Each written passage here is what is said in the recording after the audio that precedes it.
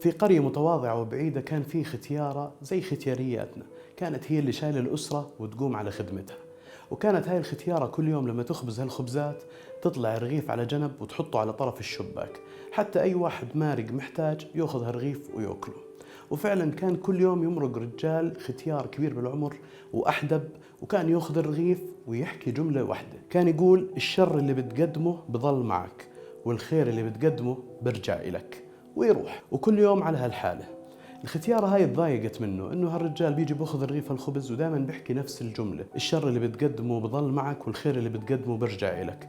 ما كان لا يدعي لنا ولا يشكرنا.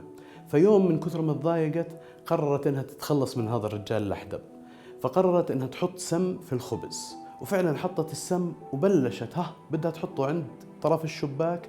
بلشت ايديها ترجف وصفنت بحالها وقالت: أنا شو بسوي؟ فأخذت الرغيف وزتته ببيت النار وعملت رغيف ثاني وحطته على طرف الشباك. وبرجع هذا الرجال بمرق وباخذ الرغيف وبيحكي نفس الجملة: الشر اللي بتقدمه بضل معك والخير اللي بتقدمه برجع إلك.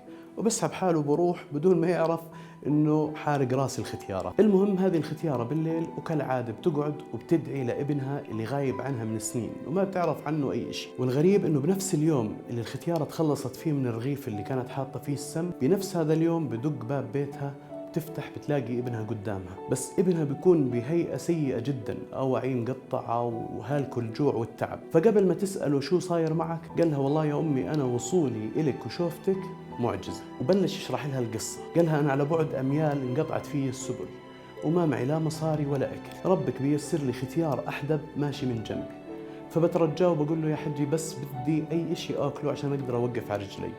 فبعطيني رغيف خبز وبقول لي: هذا والله أكلي لليوم كله، بس خذه بما انك انت محتاجه. هون الختيارة انهارت وعرفت انه هذا الرغيف لو ضل فيه السم كان اللي اكله ابنها وهلك. فعلا الشر اللي بتقدمه بضل معك والخير اللي بتقدمه برجع إلك.